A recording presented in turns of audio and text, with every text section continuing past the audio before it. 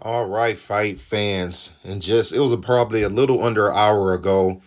Anthony Joshua has an explosive knockout over Francis Ngannou. If you follow me over on Twitter, you will know that I'm pretty excited because this is exactly how I thought this fight would play out. I thought that Anthony Joshua would knock out Francis Ngannou. I just thought that it might be a little later. My prediction was that Anthony Joshua would win within 5 rounds, but he did exactly what I thought that he would do.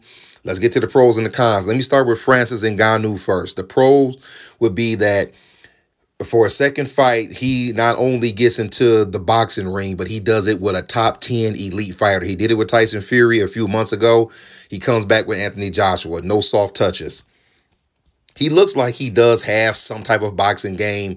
I mean, his body movement shows that he's been training and he's been trying to get the movements of boxing down. He was kind of pawing with his jab, and he was trying to give Anthony Joshua some different looks. But let's get to the cons. Switching on Anthony Joshua was a mistake. The fact that his jab was very lazy. He would throw the jab out and it would just linger.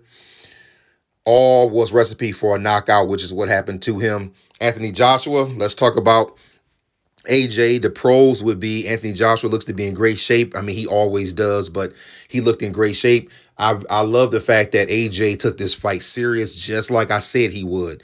He saw what happened with Tyson Fury, and he was not going to take a chance on Ngannou catching him with anything lucky. Anthony Joshua looked sharp. He did a good job confusing Ngannou, setting his punches up. He was upstairs. He was downstairs. He had good upper body movement. His rhythm and everything was just throwing Ngannou off. And as far as the cons for AJ, nothing. I mean, he did exactly what a boxer should do against a MMA fighter. Let's talk about the fight. The first round, they came out, at least the first minute, it seemed like it was more of a test. They were all kind of feel each other out. But the truth really is that Anthony Joshua was really trying to find his range. When he found his range, you saw what happened. He put Ngannou down. Ngannou made the mistake of switching southpaw. I don't know if he thought that he was giving AJ something that he never saw, but we all know that if you have a good straight right hand, and AJ does, that is the kryptonite to a southpaw, and he hit him flush. To be honest, Ngannou was hurt bad there, but give him credit for getting up. Move to the second round. It was pretty much more of the same. AJ catches him again with a hook, puts him down. Ngannou gets up for the second time. And then just seconds later, AJ feints with the left and throws just a crushing overhand right. And that is the end of the fight. Ngannou was down. He was hurt bad. And the referee didn't even wait for his back to hit the ground before he stopped the fight. So let's talk about what happens from here. First of all, I would like to say this. I respect all fighters, whether they are boxers, which is the sport that I love, or whether they're mixed martial artists. But let's don't play games. Mixed martial art is not the same thing as boxing, even if you have some boxing discipline. And these guys are going to mess around and get hurt bad. These MMA guys, these influencers, the ones who are not in the gym all the time boxing, and they have a little bit of success against someone and makes them feel good and think they can do it, they're going to get hurt like Ngannou did tonight. And that's what I would like to see more of. I don't want to see anybody fatally hurt, but I do want to see these type of fighters get hurt when they're in there with boxers. I want to see them get knocked out because that's what boxers should do.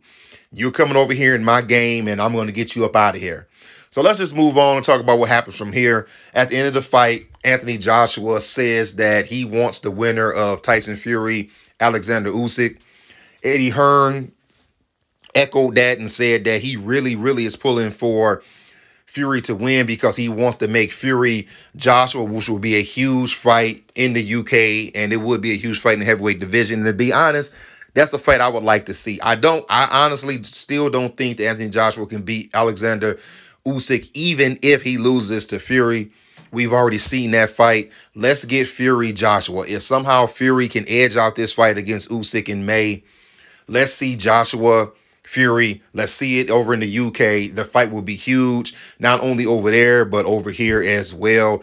And to be honest, Tyson Fury is going to be in shape and ready for that fight. If you think you're going to get a fat, out of shape not interested Tyson Fury like you got against Ngannou last year, you are mistaken. He's going to come ready for Anthony Joshua. But we have to get through this next fight to see what happened. All right, fight fans, what did you think? Fight fans, listen, I usually ask you who did you pick, but I know good and well that you all picked Anthony Joshua. Were you entertained by the fight? Did you like it?